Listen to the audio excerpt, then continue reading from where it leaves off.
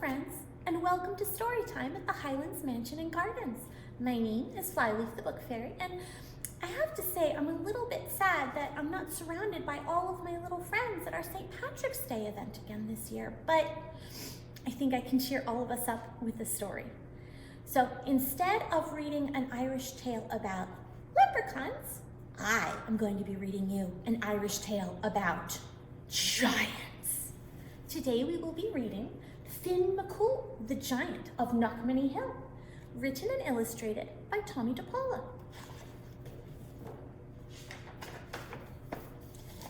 Finn McCool, the Giant of Knockmany Hill. In olden times, when Ireland's glens and woods were still filled with fairies and leprechauns,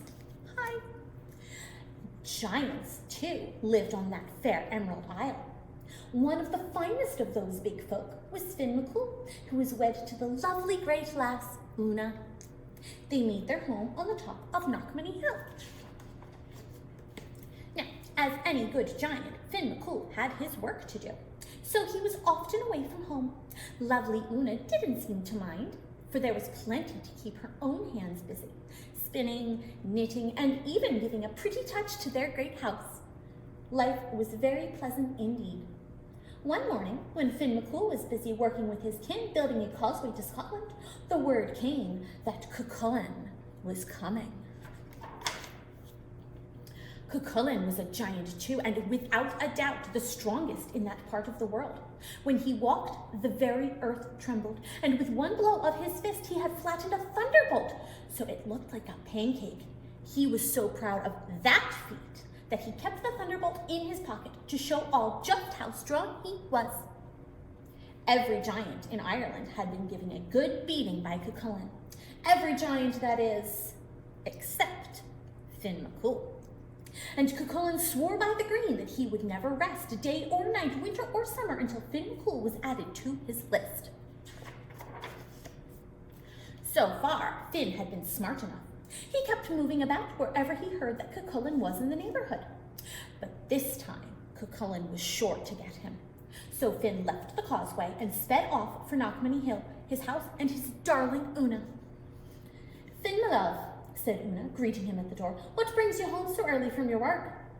"The chance to get a sight of you, my sweet thing," said Finn.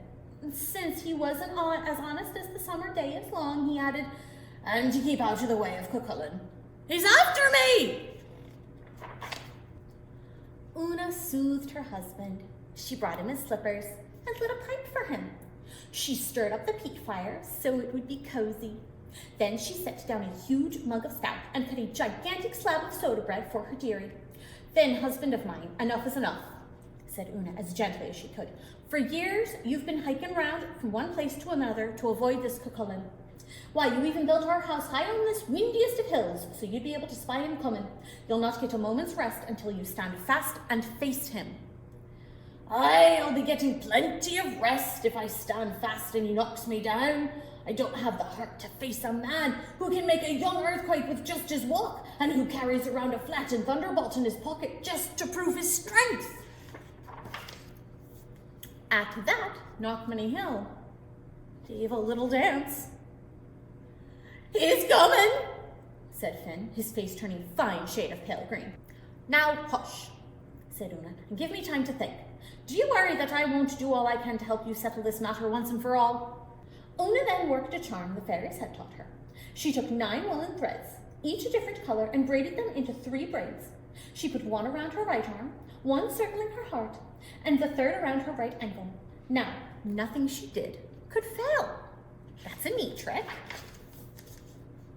Next, she sent around to all the neighbors to borrow 1 and 20 iron frying pans. She hid them in 1 and 20 loaves of bread that she baked on the fire in the usual way. She set them in the cupboard with some bread she had baked the day before. She then took a pot of milk and made it into a fresh wet cheese, and put it along with some white stones at the foot of the cradle she had made up.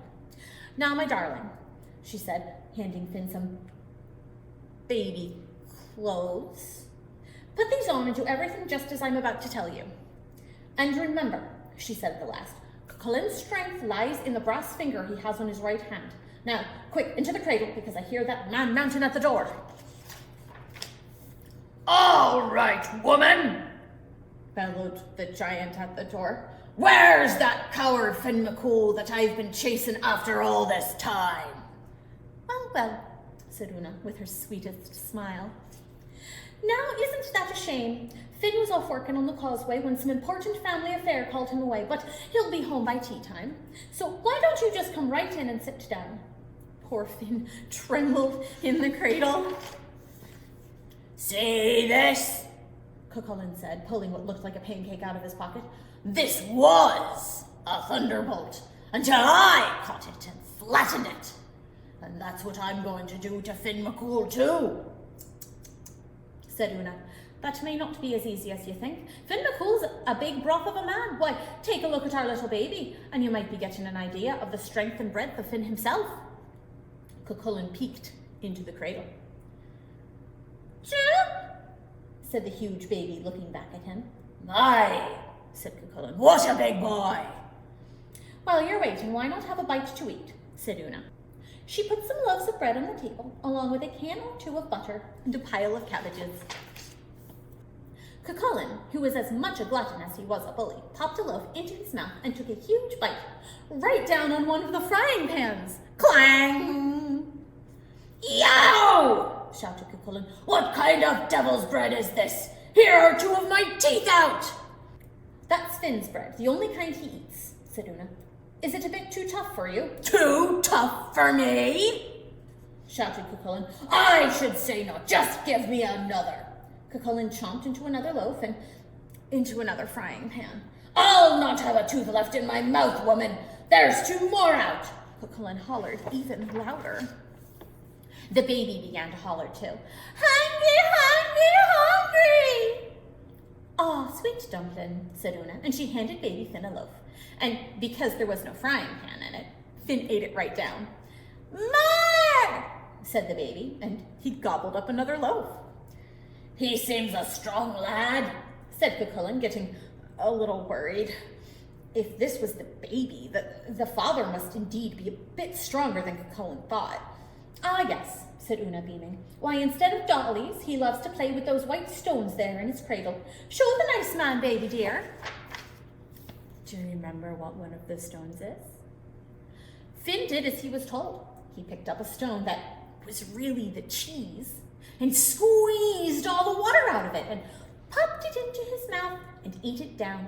Cucullin was not to be outdone by a baby. He grabbed a stone and squeezed. What happens when you squeeze a stone? He squeezed and squeezed. Squeeze as he might, he couldn't get one drop of water out of it. He popped it into his mouth, and with a chomp, there went the rest of his teeth. The howl that came out of him almost broke all the windows. When he finally calmed down, Cucullin said to Una, What kind of teeth does that lad have? They must be made of iron. Let me see your choppers, baby. At that, baby Finn opened wide his mouth, and Cucullin stuck in his brass finger, the very brass finger that was the secret of his strength. With a strong bite, Finn McCool bit the brass finger right off. Then up Finn leapt and began to pound the daylights out of poor weak Cucullin.